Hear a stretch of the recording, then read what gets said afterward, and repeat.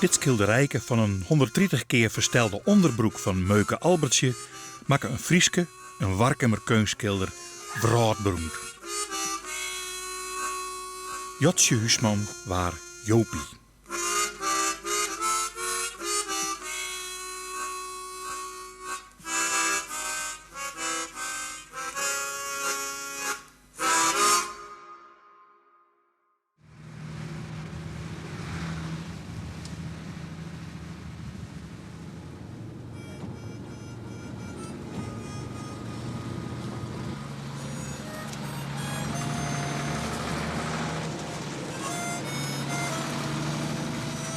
Het verhaal wie ik zo mooi nou.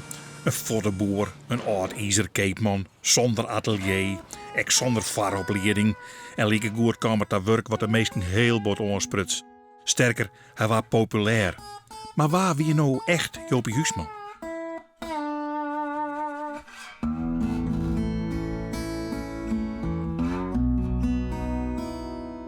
Dit is Jopie Huisman zijn oudste zoon Pepi. Als iemand zijn heid nou goed kent, dan is hij het. Ik wie hem op een bepaalde manier een beetje uit de bek stapt.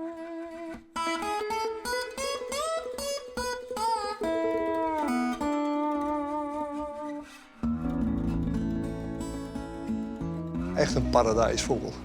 Zaten wij dat aan in je wordt zitten over mensen die het authentiek binnen, die charisma hebben, die ik nog van alles kennen, talent hebben. En ik het beste in mensen boven brengen. Maar dan moet de meesten het wel zien kennen. En dus is er in Warkum het Jopie Huisman Museum. Uw stagiaires Elisabeth Winia en Piet Bakker die ben jong. Die hadden nog nooit van Jopie Huisman jet of ik maar wat van zijn werk besjoen. Ze winnen ree om er langs zijn werken te rennen.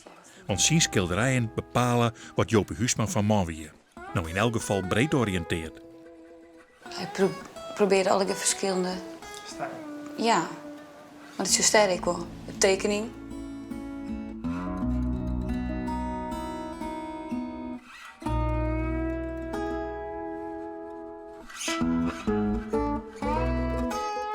Hier in die markt geboren met een heel bijzonder aard. Heel warm. Enorm eeg voor wat er om me heen ziet. Natuurmees, oermees, puur. Heel intelligent. En voor mij als band dan en letterlijk warmte. Die warmte die kwam vanzelfs ik van zijn ouders, van zijn heid Iepke, een skippersvijnd. En van zijn mem Griet, een leve, warmbere vrouw. Zijn mem kocht dus al zijn eerste sketchboekje toen hij hier of 6 weer. Die band kreeg in alle keer natuurlijk heel wat oors. En hij kreeg een sketchboekje. Misschien heel volle streepjes. Misschien is het wel helemaal niet moeilijk, ik weet het niet, maar... Het ziet er wel spectaculair uit. Als het twee zijn, was zelf zelf. Ja. Toen in die tijd had het alleen maar voor mij de waarde van het maken. Hè? Dat deed ik, dat had ik al niet, dat blijkt wel. Dat vond ik prachtig om te doen. Nou, en dan was ik nou extra blij als ik daar dan ook nog een daal ervoor gebeurde. Hè?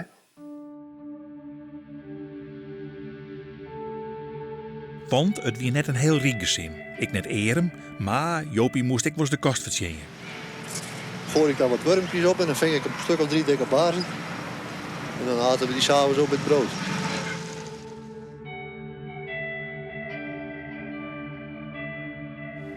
Het is zeldzaam.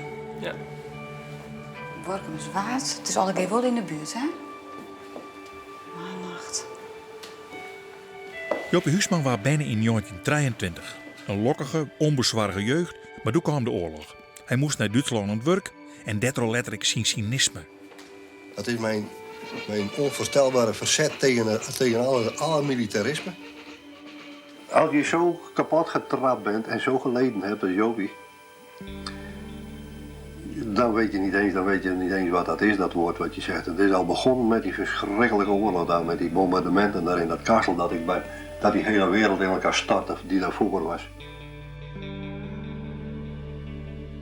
Jopie Huisman. Hij liet hem zelf zien in zijn jeugd.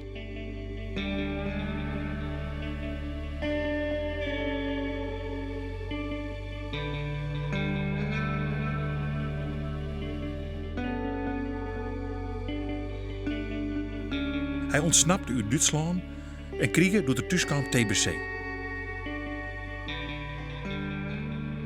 En kwam daarna te landen, logisch in Warkum, de tegeltjesschilderij. Kreeg er zelfs een eigen bedrijf in. Maar ging uiteindelijk op dit plak terug met zijn nieuwe werk voor de boer. Want er moest echt geld op kleed komen. Maar ik trouwde en ik kreeg kinderen. Dus ik moest niet alleen meer voor mezelf, ook voor een ander zorgen.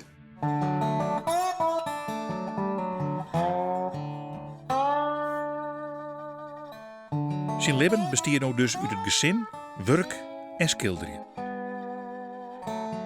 Maar fleurig wie dat net.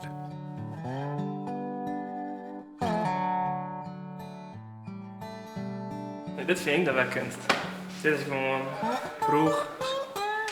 Ja, maar dit is oors aan het klodder en maar wat wel. Oh, dit wij. Dit is, je hebt er moeite voor die, dat is toch zo. Paken, Iepke. Hey. Ik heb in mijn leven nog nooit van welke schilder dan ook een schilderij gezien van een vader van de schilder wat mooier was dan wat ik hier gemaakt heb.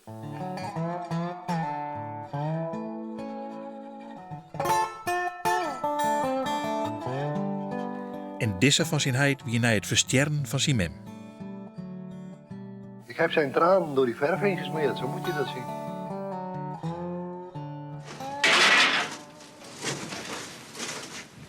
Een enorm stuk hout, dat is zwaar.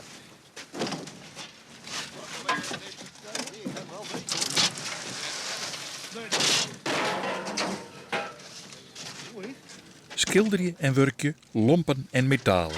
Nou, daar had Iserburg het meest op. Wie een geboren koopman, hier van zijn man. Zijn broer hier dat ik. Ja. Nee, maar wat ik bedoel, dan had ik voor het net in tegen schilderen. Nee, helemaal. Maar dat weer toch de keuze die op een gegeven moment maken dat er vanuit Warkum weer vanuit de jaren moet. Dat zijn broer zei van ja, maar daar heeft nou 2 benen, jongen, dan mag ik geld verzinnen. En zo kwam het al in Frenscher, oud-Izer. En hij schilderde nog wel wat, noem mij verf op boord. Minder triest, meer cynisch.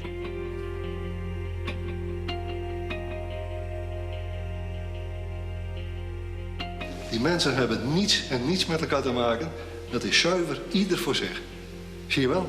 Ze hebben ook precies het goede voedsel van me gekregen, intuïtief. Nou, dat is zo duidelijk als wat niet. Die hebben dus helemaal geen gevoel voor elkaar. Die weten niks, die hebben alleen maar ik.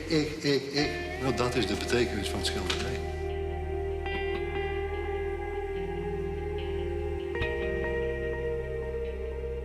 Het is dus vet.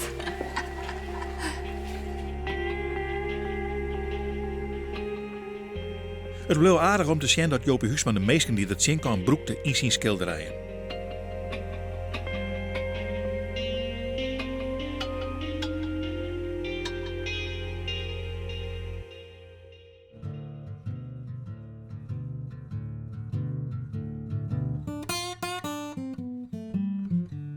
En toen had er dus ik een hele tijd dat maar voor leren om.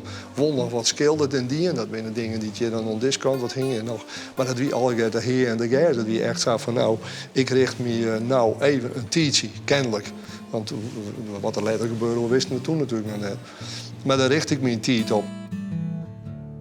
Want Jopie Huisman en zijn gezin wien verhuizen naar Jerbeen. Een borkerijke mijn grut hier.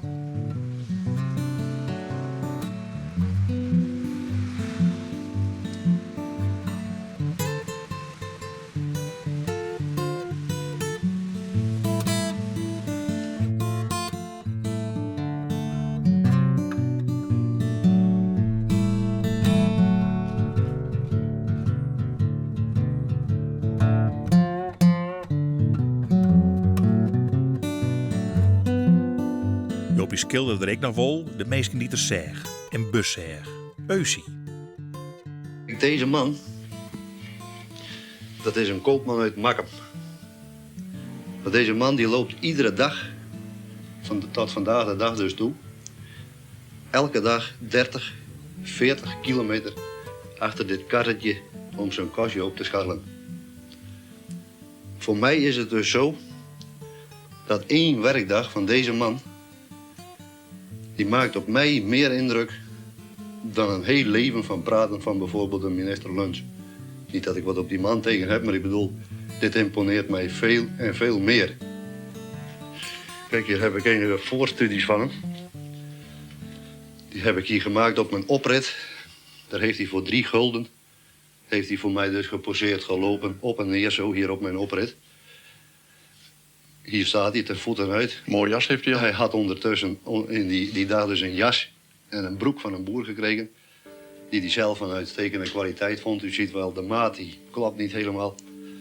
En zo heeft hij dus voor mij geposeerd.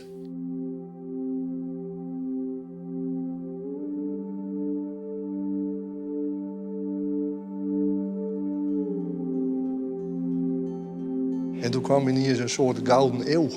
Toen kwam er hier een gigantische handel kwam los. Toen zijn persoonlijke contact met die mensen uit de hele provincie die hij opbouwt hier.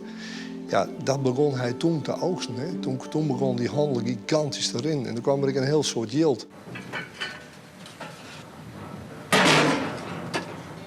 Maar hoe kan je nou met Oud-IJzer een soort yield verzinnen? Ja, zo, hij was een charismatisch man. En in die wereld van het Oud-IJzer wie hij vergeleken met al die zogenaamde concurrenten. Iemand die mensen, dat wie toen ik alle nog mensen, die hinden net over recycling. Dat wie al harde troep. En die scharrelen bij de dwarenloos, mooi karren en fietsen. En die hinden ik wel heel veel behoefte aan erkenning van iemand waar ze bij opzegen. Iemand die altijd geld hier, iemand die altijd betellen en iemand die ik dat menselijke aspect hier. Want ooit moesten we naar de concurrent, naar een groot industrieterrein met grote hijskraan. Dus die mensen, dat zoog als een magneet erheen. Hij hier een geweldige concurrentiepositie. En van de andere kant die aannemers die in Zeeuws-Vlaanderen zitten, die kwamen geregeld eens even bij hem. Want ja, hij was natuurlijk een hele wonderlijke eind in de piet. Dus dat hier een enorme onttrekking staat. Dus die betalen hem ik heel goed. En dat kwam ik omdat wij dan, wat wij aanleveren, dat we echt zoekerskin. Zoekerskin. Dat wie dus zijn maat, zijn neef Jelmer, dat wie op sneur degene die dus alles wat er door de week binnenkwam, helemaal uitzocht, mooi mij. En dat wie eigenlijk dan de hele dag feesten, want ja, dat wie heel gezellig, muziek on, altijd willen. Op sneur kwamen er ik altijd alle mensen uit het bedrijfsleven, van timmerbazen, die kwamen mooi hun handjes kwamen die, dus wie daar altijd heel gezellig op zo'n sneur. Neef Jelmer leert een keer zijn jas daar hingen. Het smeert een tekening en een schilderij op. Dit vind ik wel heel mooi.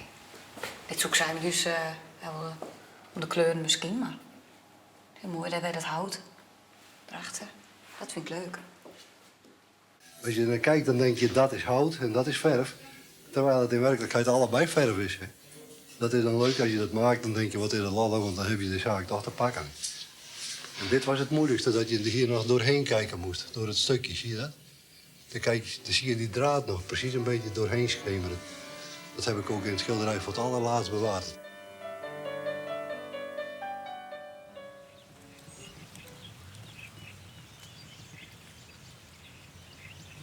Die neef Jelmer wie ik zijn eeuwige maat bij het altijd zo succesvolle visje. Ja, boe. Moet je zien wat er groot of ertussen zit te kijken. Die weegt van een pond of 6. Onvoorstelbaar, niet?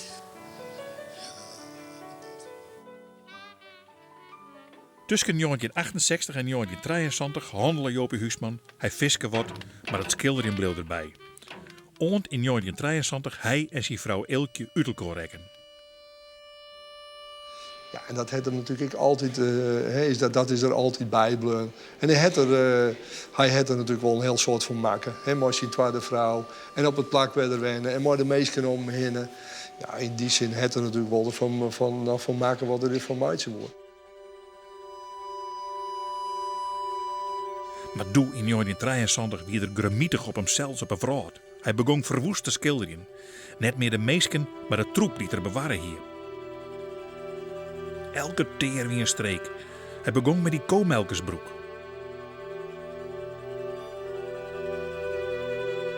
Ik zat daar op een avond naar te kijken naar deze broek. En toen dacht ik, jij bent precies als ik. Gehavend, beschadigd en weggegooid. Ik dacht, zo, dat is met mij ook gebeurd, voor mijn gevoel althans.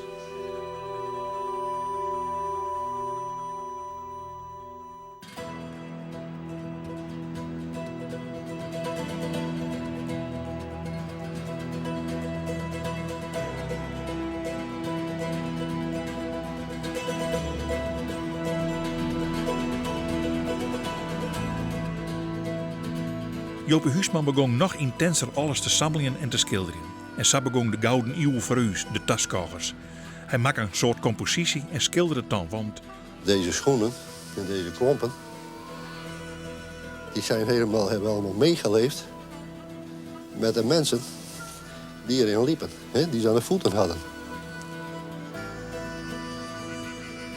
Deze mensen, en dat is wat mij zo in de war brengt. Waarom ik hier dan ook geregeld in mijn eentje zit. Het is eigenlijk niet een tweegesprek, het spreekt tegen mij. En ik zit te luisteren. Dan kwam ze erachter, tot de borkerij, toch al die troep heen. Hè? En er hier natuurlijk wel een heleboel van die kleren enzovoort op die stal. En zo zat dat Jerik de Sjennis hing. En dat was natuurlijk heel leuk om te zien. Maar dan kwamen ze er in die wenkamer.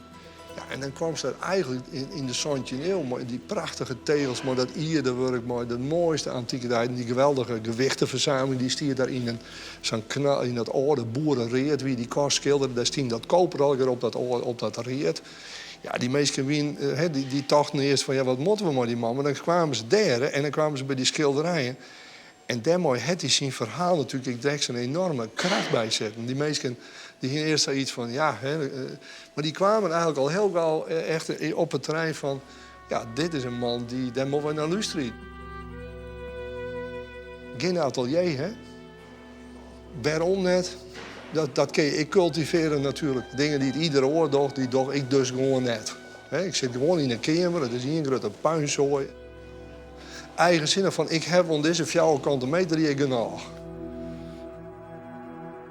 Hij zei meestal net zoveel, want hij helpt een perceel goed dwars. Want hij helpt 2 percelen, hier een lied en een en dan ieder dat perceel. En dan zie je zo wat te murmelen. Op het moment dat er achter die ezel ziet wie het krijgt, of verstiende de wereld er. En zie je er als een monnik ergens in een klooster. Dat gevoel kreeg je natuurlijk heel sterk. Omdat ik totaal net het idee van onderbreking in zou schilderen. Het is correct of het iemand uit in één rukza, helemaal in één. Kijk, als iemand die aan het breien is, dat hoort nooit weer op. En het blijft heel mooi in één lijn, in één tempo. En dat is natuurlijk wonderbaarlijk eigenlijk. Oh, ongelooflijk. Dan mag ik nou maar op een tekening krijgen dan. Want ik had een tekening meidje van, weet ik wat, dan met al groter dan het origineel. Ja. Ja, klopt. Het is echt een kunstenaar. Iemand die zei achter mij, wat doe je? En ik zei, ik stel die steker, ik brei dat mens na. En die zei, er weet toch niemand hoeveel steken, als het schilderij er zou gaan, hoeveel dat er in werkelijkheid neemt. Maar ik zei, dat voelde ik als een soort bedrag.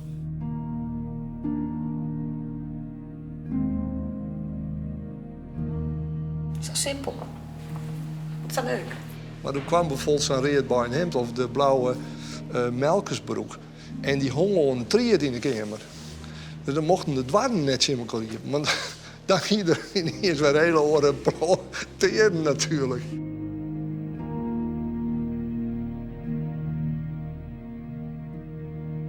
Kijk, er zit een enorme diepte in die achtergrond. Maar die heb ik misschien wel 20 keer over moeten schilderen voordat dat effect kwam. Dat het anders zo voor het licht kwam.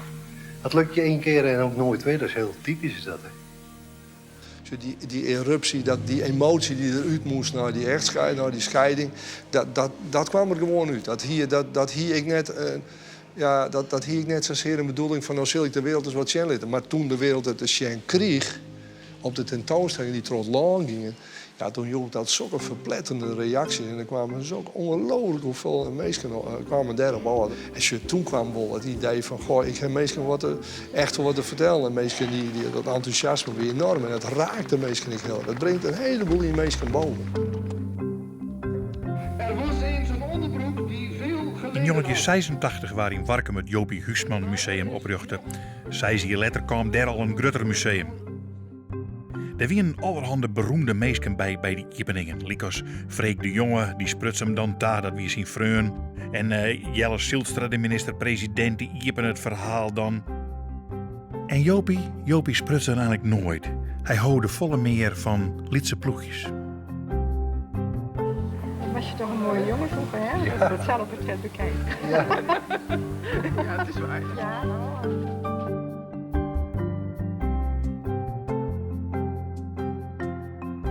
Want je ziet het hier achter de balie ziet, want hij kwam hier natuurlijk elke dag alleen binnen. Ja, dan hield de tekst en dan zware mensen om zich in. En dan kwam het wel. Dan maken er ik een broek van het verhaal van ja, dat er in die vodden en in dat autisme bedaren wie. En dat vonden ze zelf eigenlijk wel mooi. Dat vonden ze prachtig. Er is in het universum, dat weet je toch zelf ook wel, is het op leven en deer wordt er vjochten tussen wat je neemt haat en liefde, goed en kwaad, God en duivel. Dat bevjochten tot elkaar toch, dat is bij de beesten nou, dat je toch. Ja. Wat voor een gevecht dat het is, die hele schepping. Hij wie natuurlijk in dat opzicht een echte entertainer. Hè? En mooie krachttermen. Ja, dat wie nou, dat wie zijn karakter is.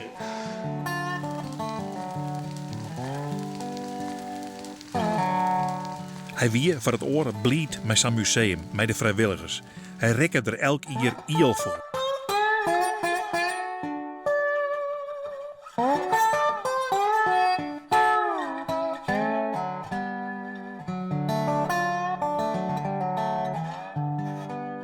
En hij kwam weer in Warkum te Wijen, in het oude huis van Heid en Mem.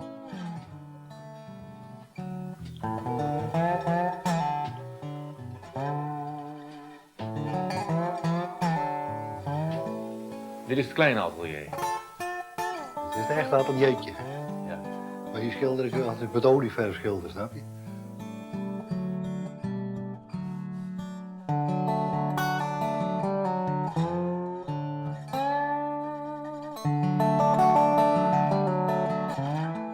Wat in je mij maken dat bij een tentoonstelling in Nuenen deze drie werken stellen waren.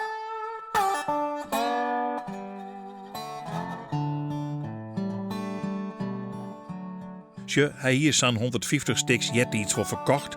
En er ging nog wel eens in je fort, bij gelijks oer zijn grote hobby Abe.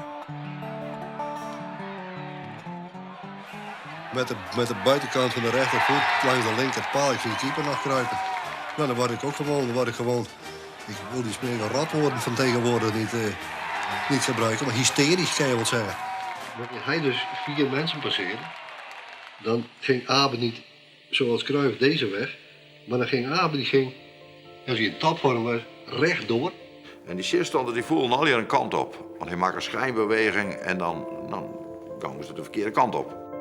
Hoe is museumvoorzitter Riemer van der Velde onnies kwam van Abe kwam? Dat heb ik van Pepi en Jan Stedenhouwer had mij dat een keer gebracht. Die zijn voor wat, hoort wat. Dat moest ook bij ons museum die wat vaker gaan letten. Nou, zo gaan we dat regelen. Maar de rest van de werken is oerbleun in het museum. Er waren neer meer in verkocht, al waren er wel tonnen en tonnen van binnen. Nee, maar ja, dat kwam omdat de kijk even te volle geld hier. Mijn werk heeft een hele andere waarde. Dat heeft niet een geldwaarde. Dus dan, dat zou niet klappen om dat dan nu nog te verkopen. Hè? Waar je dit net had. Dit is wel een bekend beeld. Dat leek me vooral om dezelfde schilder die ken. Gaat toch in zo'n foto's, hè? Ja. Dat zelfportret, hè, dat filmen mensen ik heel goed. Zo'n zelfportret, dat is, en zeggen, oh, die het wel een foto. Maar ja, een foto, dat is hap-snap, hè, en clear in. Daar heb ik het, gaat het over moeilijk, maar eerst die zak geschilderd. Kijk, het is veel gemakkelijker schilderen en smeer er maar wat achter. Maar ik heb eerst die zak met die scheuren erin geschilderd. En toen moest ik me daar zelf weer voor schilderen. Daarom krijg je dan ook zo'n mooi ding, omdat het dan, ja, dan krijg je een extra dimensie geef je eraan.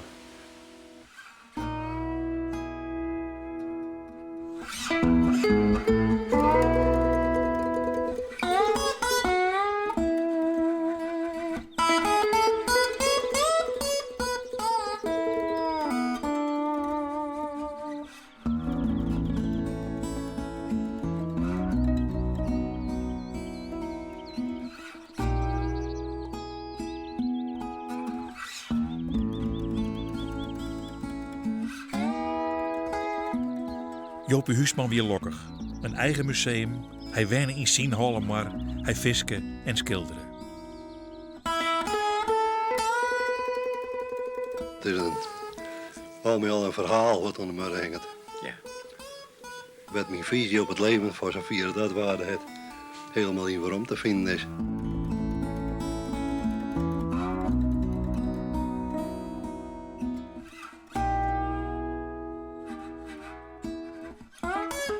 Maar weten we nou al wat voor man het weer?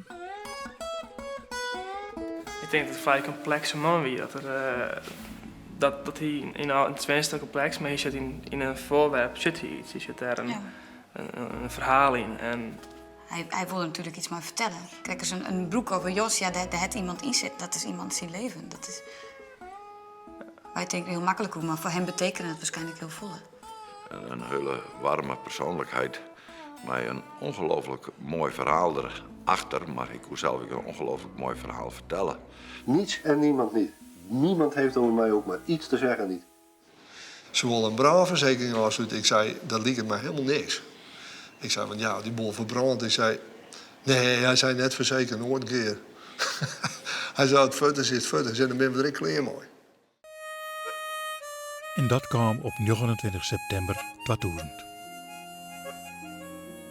Het is wonderlijk dat we hier in het kader van Jopie bijeen zijn en dat hij zelf stil is. Doodstil zelfs. We zullen daar aan moeten wennen.